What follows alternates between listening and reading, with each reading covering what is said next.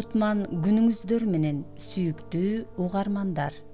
Сиздердин назарыңыздарда Кубан Сапаралиевдин «Бетин күйгүзгөн сулуу» аттуу романынын 3 бөлүмү. Окуп аудиолоштурган Жылдыз Турсунбаевна. Каналдын өнүгүүсү үчүн подписаться баскычын басууну унутпаңыздар.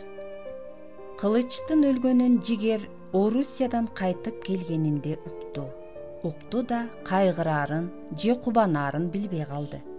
Анткени Кылычтын айынан ал көптөгөн кыйынчылыктарды көрдү. Бөтөн эл, бөтөн жерде кор болду. 5 жыл бою туулган айылына бара албай сагынычтан саргайды. Баарынан да сүйгөнүн тарттырып жиберип, ал аз келгенсип өзүнүн ойлонбой айткан кебинен улам Эркайдын кыз белгиси калган кандуу шейшеп башына оролуп, бүт айылга маскара болду. Ошентип Эркай менин тарпым деп ойлонбой айткан кеп үчүн жакшы эле жабыркады. Биринчиден ойлонбой мастыгы, жаштыгы менен өмүр бою онтотпогон ооруга чалдыгып отурат. Экинчиден ошол кезде өзүнө ийип турган Эркайды тез аракеттенбегендигинен улам ашыккан Кылычка алдырып ийди. Жигер 9 бир туугандын эң кенжеси, ошого жараша эркеси. Караганда ата-энеге бала ысык болобу, Жигерге башка балдарына караганда эрмек менен айым жумшак тарбия берип, эркелетип чоңойтушту. Окууну бүткөндө башка бир туугандары сыяктуу эле чоң окууларда окуп, жакшы жерде иштесин деген тилекте чоң пара берип, окуу акысы да бийик врачтын окуусуна өткөрүштү.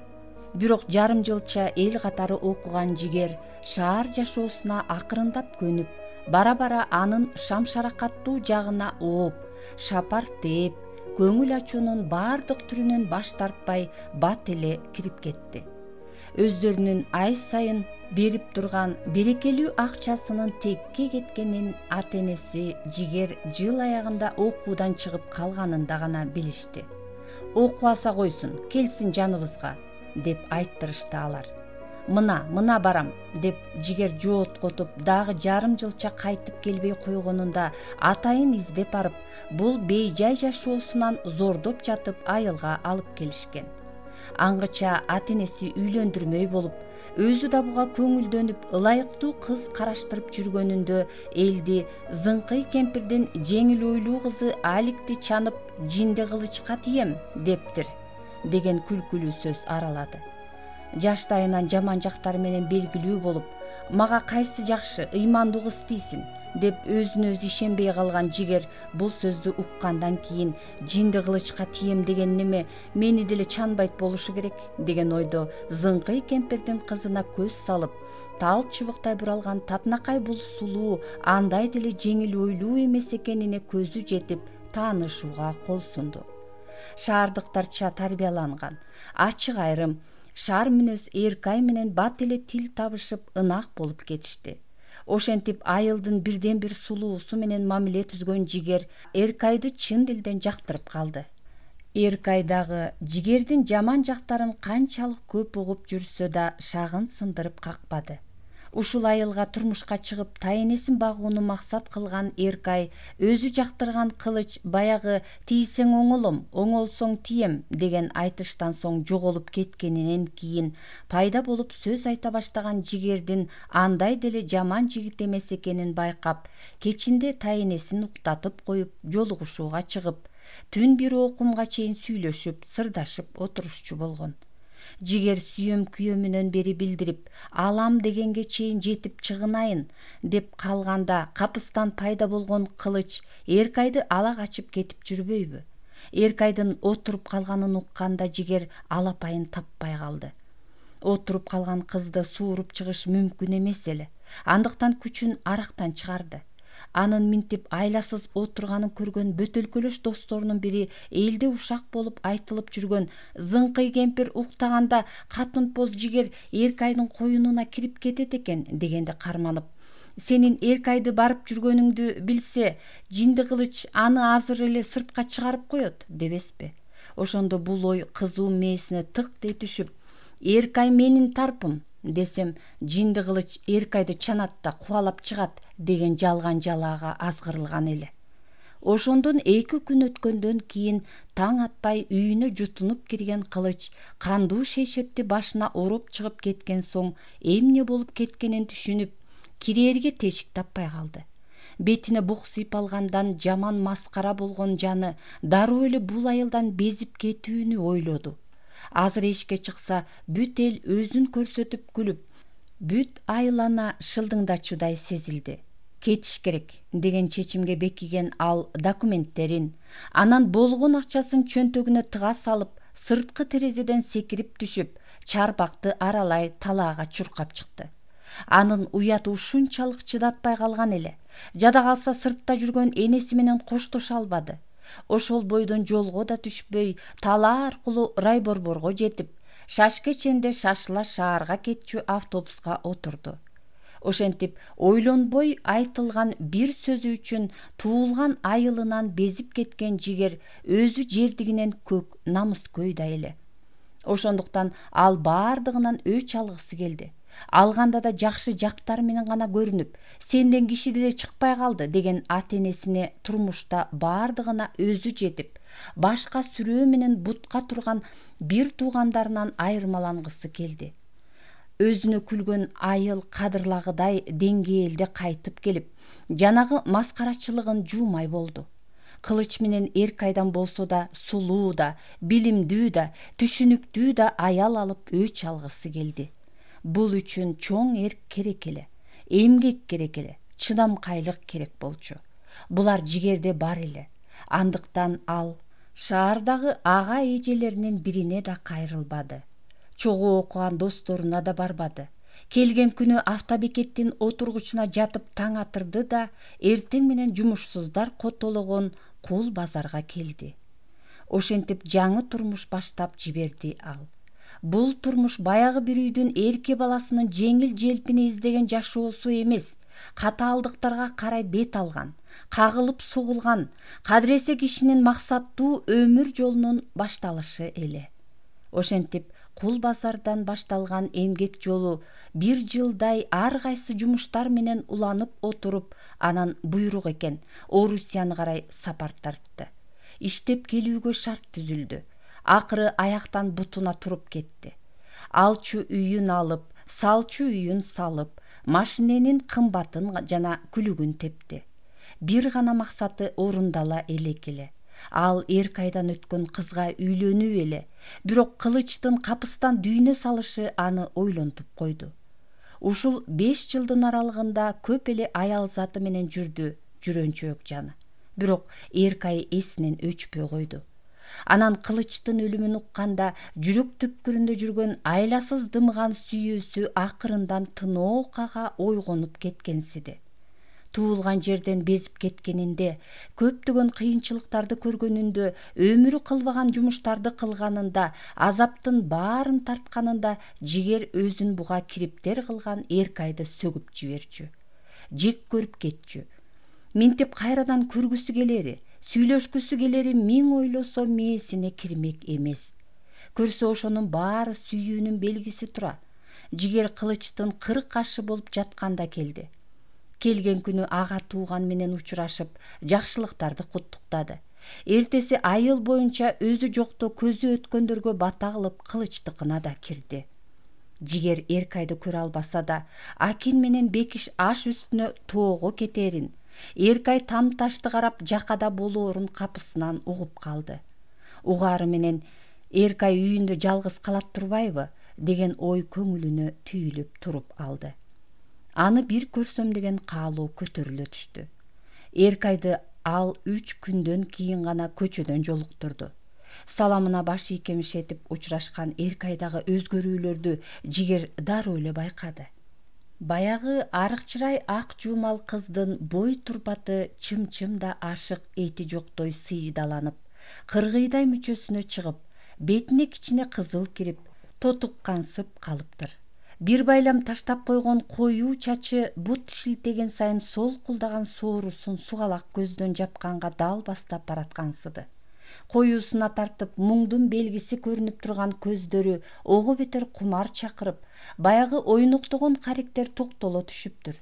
Ал ошол кайдыгер каректер менен карап өткөнүндө жигердин жан дүйнөсү жарылып, жүрөгү дикилдей согуп, көөдөнүнөн көтөрүлгөн ысык дем алкымына такала түшкөнсүдү. Козуй түшкөн кумарын араң баскан жигер эми Эркай менен бетме бет отуруп сүйлөшсөм, кылычка жакшылап көңүл айтып, аны соорутсом, баягы Эркай менин тарпым деген сөзү үчүн кечирим сурасам деп ойлоп жолугууга умтула баштады. Эркайга көчөдөн жолугууга мүмкүн эмес эле. Анткени ал дээрлик эшикке чыкчу эмес. Чыкканда деле сүйлөшмөк эмес. Андыктан ичи бышып кеткен жигер чыгынып күндөрдүн бир күнүндө түз эле кирип барды үйүнө. Эркай аны эч нерсе болбогондой кабыл алып, чайын берип, жөн жай гана сүйлөшө узатып койду. Ушундан соң ар кайсы шылтоону айтып, жигер Эркайдыкына 3-4 жолу кирип жиберди. Жигерге билинбегени менен кылт эткен кыймыл байкоосуз калбаган айылда бул жөн калган жок. Жигер катын поздугун карматыптыр. Алго ал, кылычтын топурагы суу ийэлекте Эркайга эмне жок деген сыяктуу ушактар ар кимдин оозунда урунуп беринип жүрдү. Муну ушак бутасына айланган жигер менен Эркай гана угушпады. Аңгыча айылдын дөөлөттүү тургундарынын бири келин алып чоң той баштап жиберди. Үйлөнгөн жигит камчынын досу болгондуктан ал өзү көкбөрү уюштуруп, тоодон ылдый улак тартып кирип келди. Мындай той кичинекей айыл үчүн чоңдук кылмак. Андыктан бүткүл айыл конок тосуп, бүткүл айыл конок болуп жүрдү. Көптөн бери ичпей жүргөн жигер ошол күнү элдин шары менен ичип алды. Ошого жараша шайыр, шаңдуу, ырдап бийлеп жүргөн ал эл арасынан көз жүгүртө Эркайды издеди. Бирок ал көрүнбөдү. Ошентип той тараар убакка жакын жакшы эле кызып, мас соосуна ойлоп койгонун жасайт болуп, Эркайды үйдөн үйгө өтүп, той жүрүп жаткан бардык жерден издеди. Бирок таппады. Эркайдын тойго келбегенин түшүнүп, эми үйүн карай жөнөдү. Эркай эбак жатып алса керек. Терезелери караңгы, эшиги илинүү болуп чыкты. Каалганы тарсылдатып, бир аз турган соң ичтен Эркайдын үнү чыкты. Ким бул? Бул мен, Эркай, ашчы. Ким? Мен, жигер. Эркай, ашчы, сөзүм бар. Жок, жигер, кеч болуп калды, үйүңө бар. Эркай, ашчы, сөзүм бар эле, деп ыктытты жигер. Жок, жигер, мас болуп калыпсың, үйүңө бар. Ачсаң эми, бир эле сөз. Жигер, эл көрсө уят болобуз, сөзүңдү башка күн айтасың. Бүгүн айткым келип жатат. Ошол жерден эле айта берчи анда, деди Эркай тигини эптеп алдаштын амалын кыла. Айтса айтам. Эркеш, мен сени сүйөм, ушуну билип кой. Жакшы экен, рахмат. Азыр эми үйүңө бара бер. Билсең, Эркеш, тетиги Орусияда жүргөндө да сени ойлочумун. Баягы экөөбүз жүргөндө дагы. Бирок сен мени кечир, ошондо кечигип калдым эле да, деп сөзү чалдык үйдү чыгып, мастыкка алдыра баштаганы билинип калгандыктан Эркай унчукпай угуп тура берди. Бир топтон кийин тынчыган жигердин коңуругу угулганда гана Эркай ордуна барып жатты. Ошол бойдон катуу уктаган жигер таң агара бергенде ордунан козголуп, ойгонуп бир аз эмне болгонун, кайда жатканын боолгологон соң сыртты карай жөнөдү. Бул учурда таң аткыча шапар тепкен камчы чала кызуу абалында таң ашкан атын отко койгуча тук этип алышты ойлоп короого кирип келе жаткан эле. Экөө бет маңдай кес келе түшүп чочуп кетишти да эки жакка кетишти. Чоң жолго түшүп тез-тезден басып, анан чуркап жөнөгөн жигерди камчы алгач ууру деп, анан тааный калып, жөн жайды түшүнө берип артынан кубалап жөнөдү. Кууганына учуп жетчү курч атка чабылган камчы эми жигердин чокусуна ойноп, бетине артыла тийди. Камчы уусунан эси эңирей түшүп, араң оңолгон жигер камчы күйүлөнүп алган атын буруп, кайра келгиче жол боюндагы бактарды аралай качты.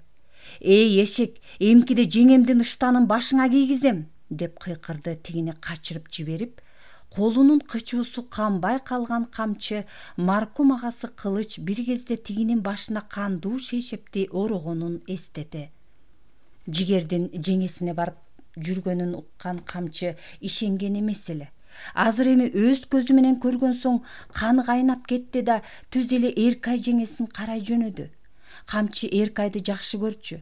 Кантсе да кичине кезинде келип, энесинен кийин эле өзүнө кам көрүп калбады беле.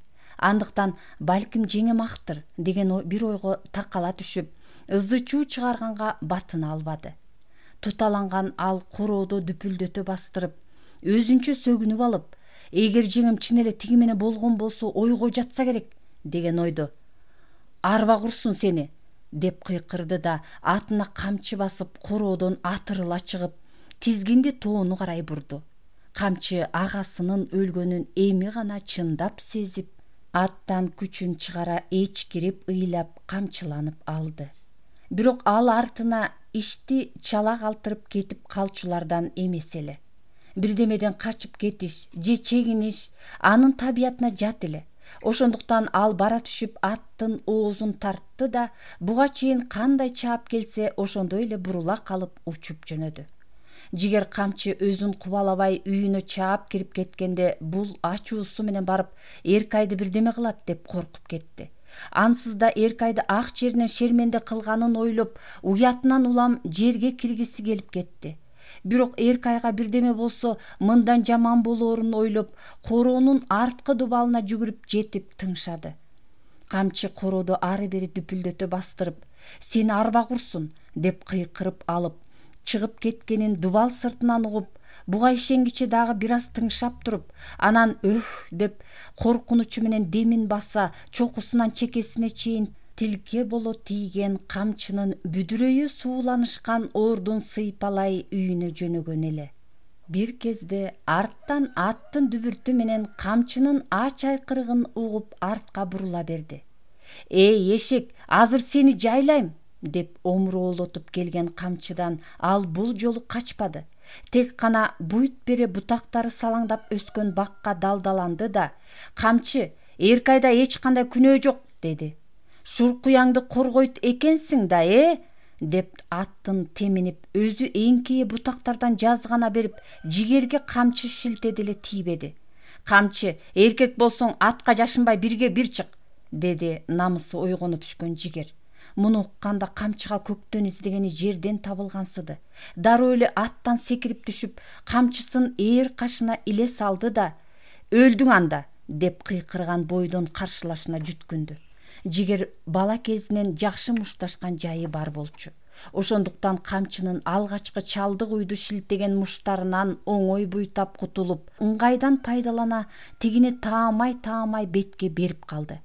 Бул күтүүсүздүктөн эси эңгирип, ал элемес теңселе түшкөн камчы бир саамда эле өзүнө келип, кайрадан жаңы күч тапкандан бетер качырды. Бул жолу да мушташ ыгына сала, жигер каршылашынын чабуулун майтарганы менен тигил тийген соккуларга туруштук берди да, тарбайган колдоруна эптеп илинткен жакасына жармашып, кара күчкө сала ол бурлуун эме арыкчырай каршылашын оңой эле көтөрүп чаап үстүнө мине калып, барскандай муштумдары менен бет талаштыра берип салды. Бу кол кычуусу кана түшкөндө камчыга жерде жатканды уруу эркекчиликке анча деле жатпасы тык дей түштүбү, же жигердин оңой алдырганына алымсынбадыбы, айтор эси эңгирей жатып калган немени кайрадан жакасынан силкип өйдө тургузду да: «Эй, эшек, бол, эркекче мушташ!» деп саамга жайына кое түшүп, каршылашы жаңыдан эсине келип, муштун түйө өзүнө умтула баштаганында кериле түшүп, ичтен ары тээп калды. Түп күчтөй түйүлүп барып бүк түшкөн жигерди эми камчы эки жолу бөйрөккө тээп, кайрадан тургузмакчы болуп жакасынан сүйрөп жатканында таң атпай суу бурганы башатты карай баскан Адыш аке жетип келип, кетмен уңгусу менен укуп: «Эй бала, токтот деп жатам!» деп кыйкыра ачууга алдырган немени эсине келтирип, сестендирип, өзүн жоготкон жигерди арачалап калды. «Эшек, дагы ажалың жок экен!» деп тигинде тизгин чылбырына чалынса да, ооздуктуу оозу менен жаш берени жан талаша чалып жаткан атына жетип, анын бутунан тизгин чылбырды жулуп алып, секирип минип, чапкан бойдон кетти. Адыш аке эси ооп жатып калган жигерди эптеп тургузуп, өзүнө келгенде жөлөп таяп коштоп жөнөдү. Жигердин кебетесин көргөн үй бүлө, ага инилери дүрбөлөңгө түштү. Бир туугандары түп көтөрүлүп келди. 5-6 кызуу кандуу жигит кой десе болбой камчыны издеп жөнөштү. Ал бул убакта той болгон үйдө достору менен арак ичип отурган эле. Чала кызуу немелер сырттан угулган ызы чуудан улам атып чыгышып, чоң мушташ чыгып кетээрде айыл аксакалдары, участковый милиция баш боло эптеп токтотуп калышты. Эми ортого участковый милиция калдар аралашып эмне болгонун териштире баштады. Ал бул айылдык эмес эле, ошондуктан ишин калыстык менен жүргүздү. Жигердин абалына таяп туруп, камчыны оңой эле райборборго алып барып отургузуп кое алмак. Бирок жабырлануучу жигер экөөбүз бири-бирге чыктык, анда доом жок деп арыз жазып бербей коюп, камчыны камай албады. Мушташтын эмнеден чыкканы териштириле келгенде чындык калкып чыгып, ал бат эле көбүртүп жабыртыла, Эркай менен жигер бир төшөктө жаткан жеринен камчы кармап алыптыр деген ушак айылды каптап кетти. Бул ушак жөө тумандай жылып, үйүнөн чыга албай отурган Эркайга жетти. Бул ушак Бекиштин туугандары келип жигердин ата-энесинин алдына түшүп, камчыны камактан сактап калсын деп тоого чаптырылган машинага түшүп, Бекиш менен Акинге да жетти.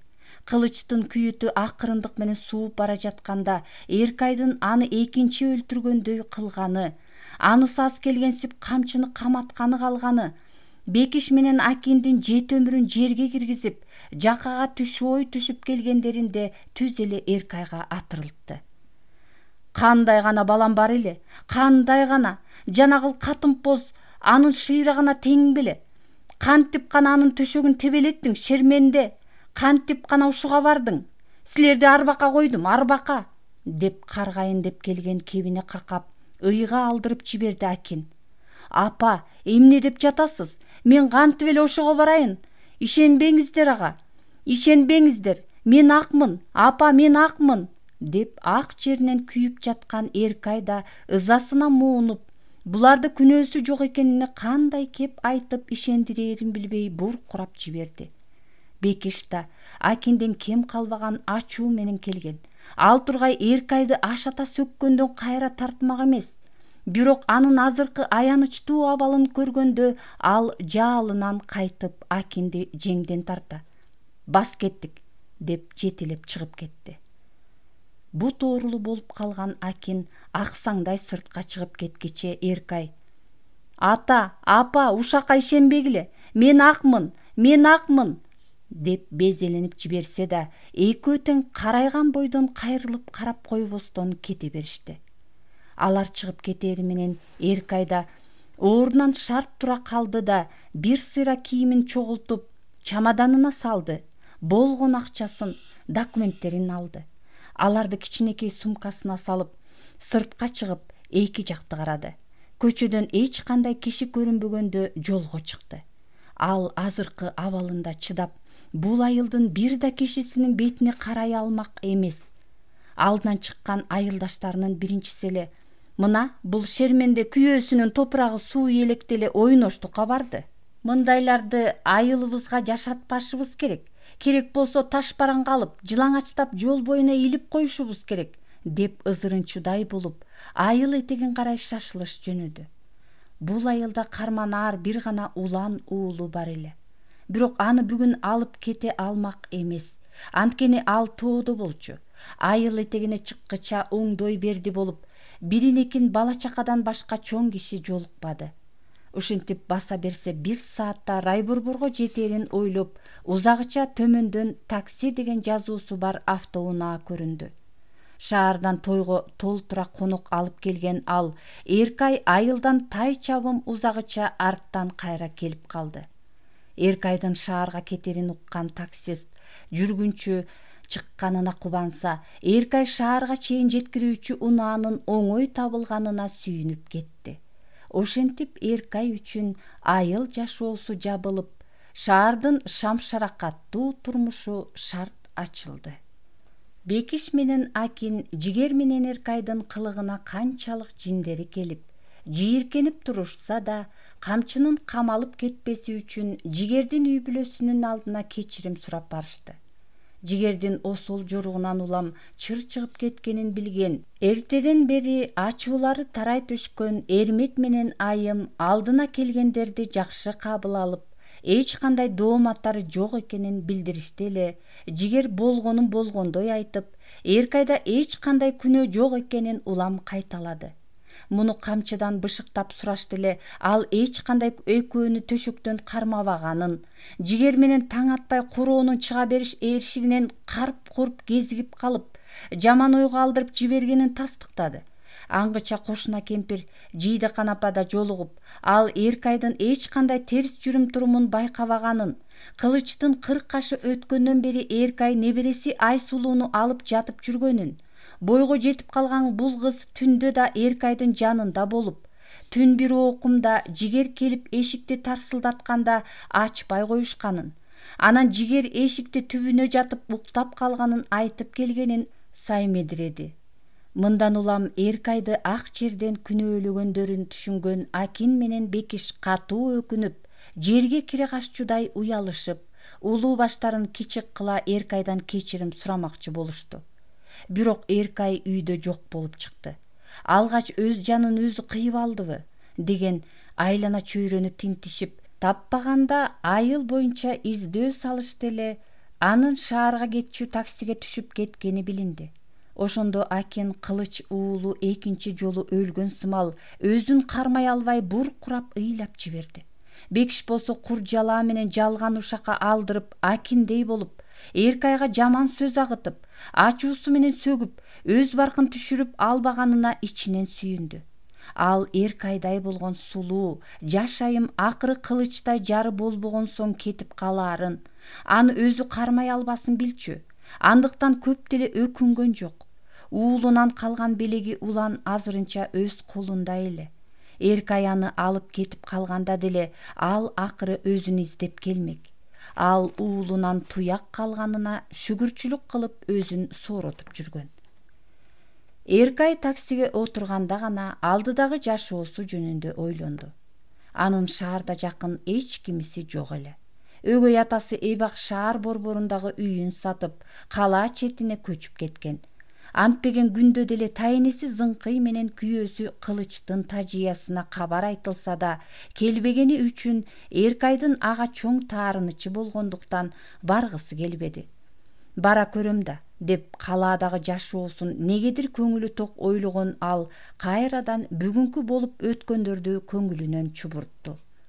Бул тагдырга кириптер болгонуна каңырыгы түтөп, көңүл түпкүрүнөн ызасы көтөрүлүп, эбеденин эзе көзүнөн жашын кылгыртып, тамчылар акырындан бети ылдыйк тоголонуп, бирок Эркай үн чыгарбады, бышактабады, тек гана мелтирей жол тиктеген бойдон кете берди. Аны бир соороткону өзүнүн Кудай алдында, Кылычтын арбагынын алдында, өз абийиринин алдында актыгы эле. Тирүү жан болгондон кийин ал кийинки жашоосуна үмүттүү карап, жакшылыктарды тилеп, өзү болбосо да уулу бактылуу болсо деп кыялданып калган. Бирок ал бул айылдан эч кандай өзүнүн жана уулунун келечегин көрө албай, акыры шаарга кетерин болголочу. Бирок мынчалык эрте кетерин, болгондо да куугунтук жеп кетерин ойлоп да койгон эмес. Кайненесинин калп жалаага ишенип, жаман тилин агытып, ачууга алдырып жиберип, өзүнө минтип шаарга жол ачып бергенин, өзү да ызасы менен ушинтип жолго чыгып алганын Кудайдын башка салганы экенин аңдай берип, Эркай эми шаардагы кийинки жашоосун ойлонду. Өгөй атасыныкына бара албайт. Энеси Зарыл бүбүнүн андан төрөгөн энелеш бир кыз, бир эркек, бир тууганы бар. Бирок алар азырынча жаш, өзүнө жардамы тийбес. Негизи Эркайдын өгөй атасы Райым менен бала кезинен эле жылдыздары келишкен эмес.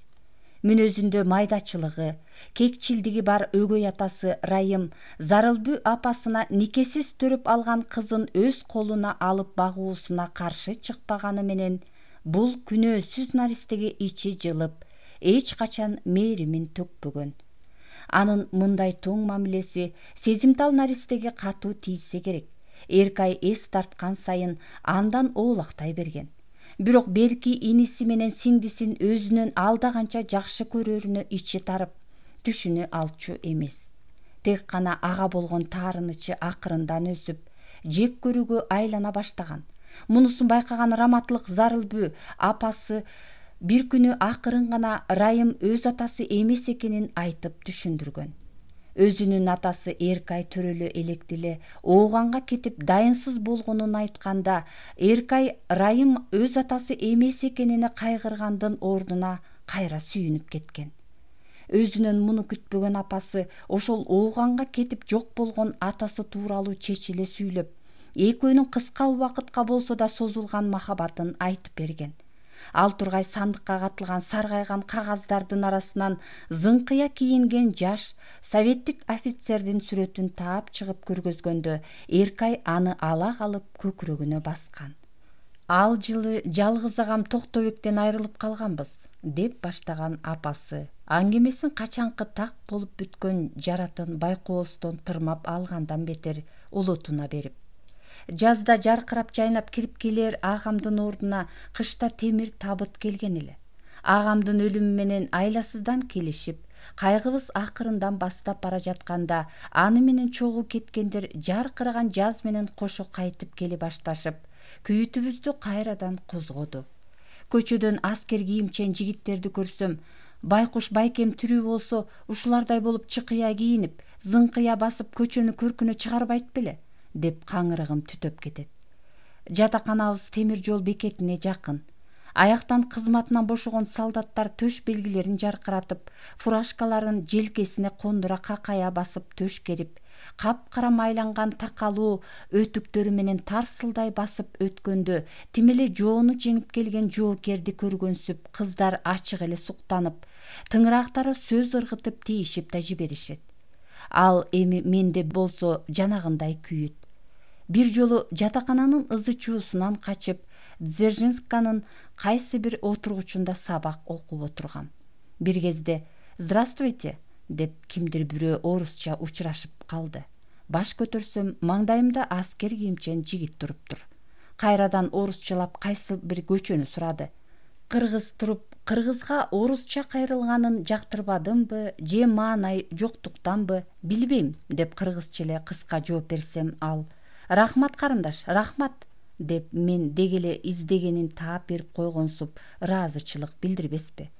Мен буга таң кала түшүп, «Неге рахмат айтып жатасыз?» дедим. Азыр келе жатып эки кыргыз эле кыздан кыргызча сурасам, алар орусча жооп беришти эле. Сиз тескерисинче орусча сурасам кыргызча жооп бердиңиз. Рахмат.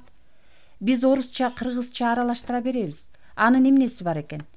Карындаш, мен азыр эле поездден түштүм. Окууда бир жылдан бери жүрүп кыргызча сүйлөшкөндү сагындым. Ошол үчүн кыргызча сүйлөшкүм келип жатат. Сиз менен эмнени сүйлөшмөк элем? Деп мен кайра көңүлсүздүгүмө тарттым эле, ал муну сезе калды. Кечиресиз, күткөн кишиңиз кечигип жаткан окшойт, деп менин суздугум ага өтүп оолактай береринде, аскер адамын көрсөм агамды эстей берчү жаным.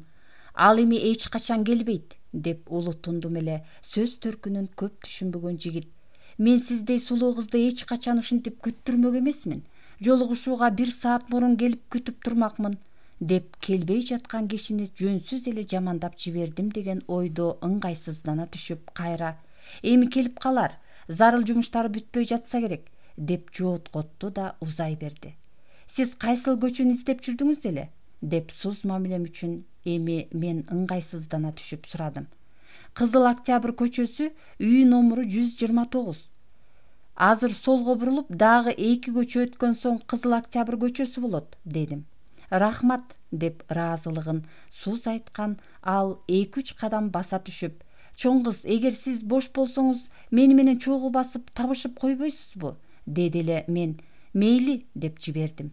Кандайча макул болгонумду өзүм да байкабай. Кең далысында 2-2ден 4 жылдызы жаркыраган, зыңкыйган аскер кийимчен жигитти жандап, таанышкыча издеген көчөсүн карай жөнөдүк. Жигиттин аты Толкунбек экен. Ал Ленинградтагы жогорку аскер окуу жайын аяктап, азыр 2 айга эс алганы келе жатыптыр.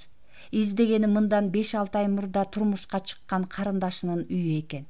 Азыр учурашса эле туулган жери Токмоктун жанындагы айылга жөнөп кетет экен.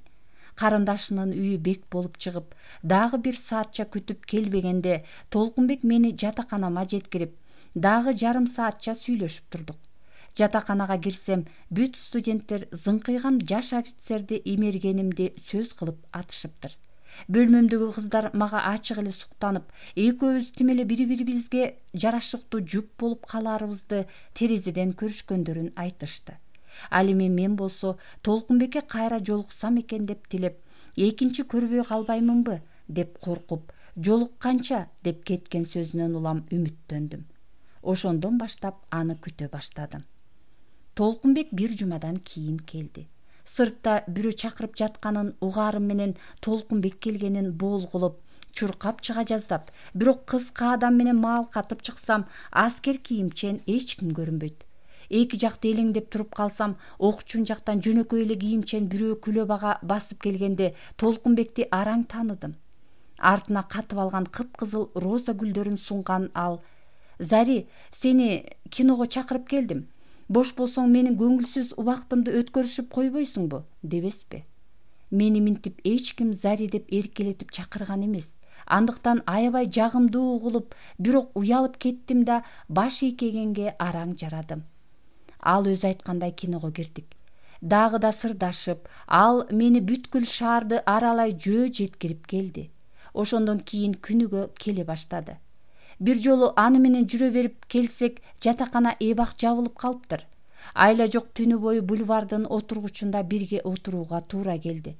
Ошондо аны менен биринчи жолу өбүшүп, денемди денесине кыйналтууга шарт түзүлдү. Биринчи жолу экөөбүз бири-бирибизге сүйүү сөздөрүн арнаштык. Түбөлүккө бир болууга ниеттендик. Акырында Толкунбек: "Жаным, сага жолуккандан бери аскердик чалгын кызматына барганым үчүн аябай өкүнүп жатам. Анткени биздин кызмат өтө опурталдуу, керек болсо азыр чакыруу келип, дүйнөнүн кайсы ысык точкасы болбосун кетирип жиберишери мүмкүн. Андан эч кандай баш тартууга акым жок. Укугум да жок, анткени мен ант берген аскер адамымын" деген.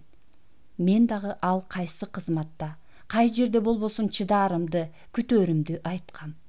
Ошентип сөздөрүбүз бекип, бири-бирибизсиз жашай албачудай да болуп калдык. Аңгыча биз каникулга да тарадык. Айылга кетейин деп жатсам, Толкунбек келип, ой буюма койбой көлдү карай алып жөнөдү. Көрсө аскер адамы катары Коргоо министрлигинин пансионатында 15 күнгө эс алууга укугу бар экен. Менин тарашымды гана күтүп жүрүптүр. Мен анын кандай сунушу болбосун баш тартууга дарманым жок болчу.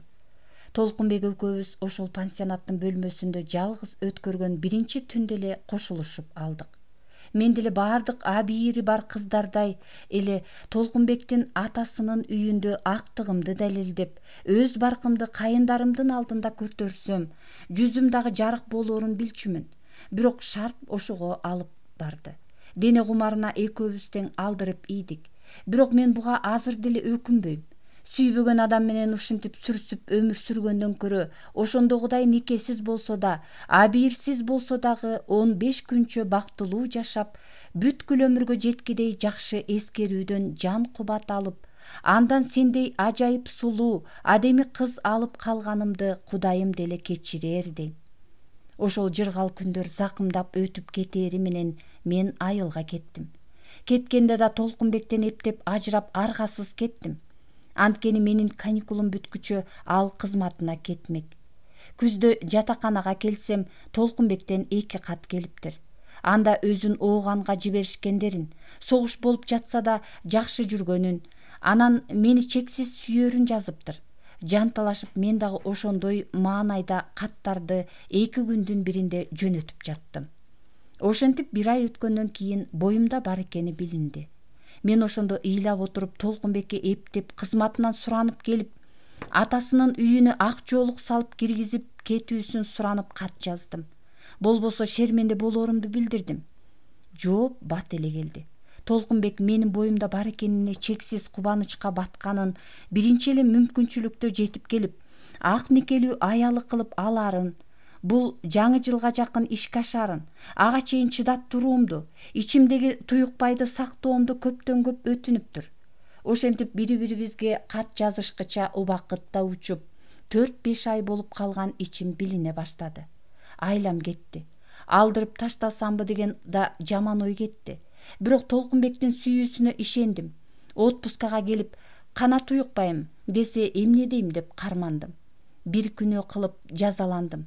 Эми экинчисин кылбайын дедим.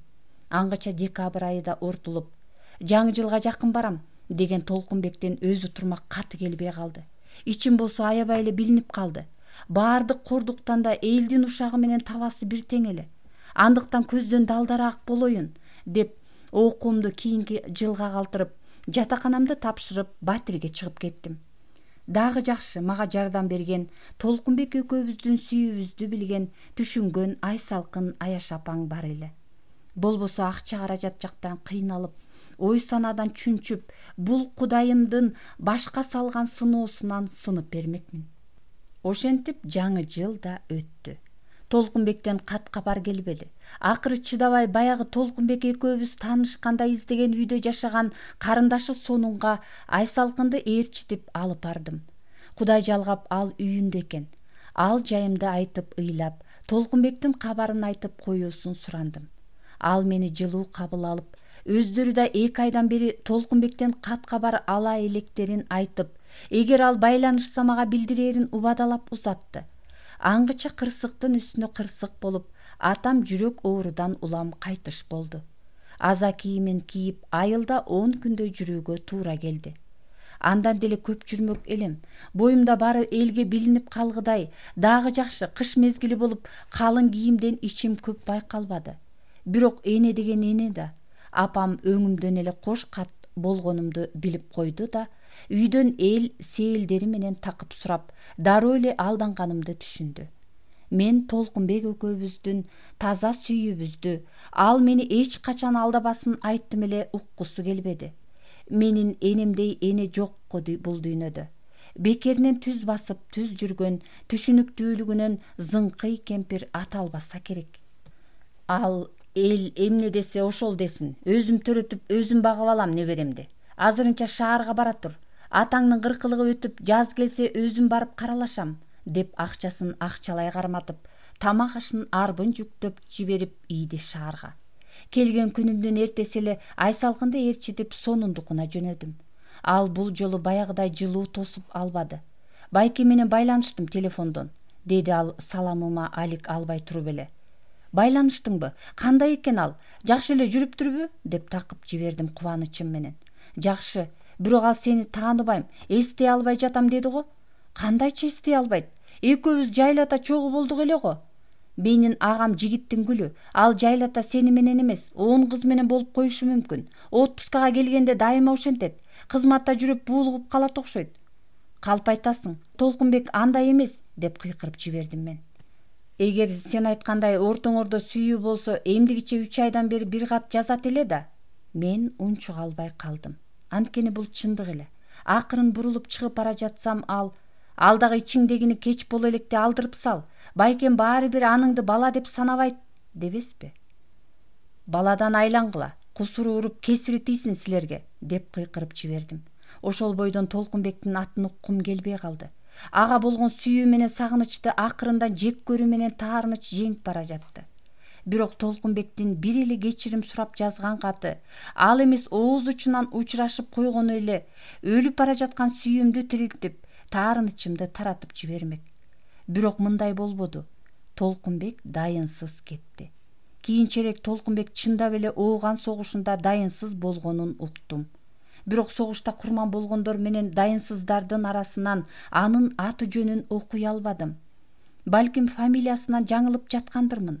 Бирок Толкунбектин мени чындап алдап кеткенине ишенбейм. Толкунбек андайларга окшош эмес болчу. Анын жүрөгү ниетиндегилер бүт көзүнөн көрүнүп тургандай эле. Эмнеси болсо да ал бул дүйнөдө барбы, жокпу, алдамчыбы же баатырбы, андан сен белек катары калдың. Апамдын түшүнүктүүлүгү менен, менин тырышуум менен минтип бой жетип келе жатасың. Ал эми Райымга таарынба. Анын жердиги ушундай. Бирок байкуштун жаман ниети жок. Анча-мынчасына көз жумуп кой, деп Толкунбек аттуу табышмактуу сүйгөнү жөнүндөгү аңгемесинин аягын Райымдай майдачыл күйөөсүн актай бүтүргөн апасы. Ошондон кийин Эркай өгөй атасына түшүнүү менен карап, ага таарынбай калган. Анын ордуна өз атасы Толкунбек узун бойлуу, кең далуулуу, эч кандай коркунучтан кайра тартпаган өткүр мүнөздүү, камкор, мээрман элеси менен көз алдына келип, өзү да ушундай жигитке турмушка чыксам деп кыялданчу. Ал кыялы ишке ашкан эле. Бирок тагдыр ага кандай жолуктурса, ошондой эле айырып койбодубу? Ошентип ал өгөй атасыныкына баргысы келбеди. Экинчи бара турган үйү бала кездеги бирге чоңойгон курбусу Альбинаныкы эле. Аны менен тез Арылбүү апасы каза болгондон бери көрүшө элегеле. Арадан 7-8 жылдай өтүп кеткендиктен аны табары деле арсар болчу. Бирок баары бир эле курбусун издеп бармай болду. Бир эсептен өзү чоңойгон көчөнү да аралагысы келди. Балким эски кошуналардан бири жарымы жолугуп калар.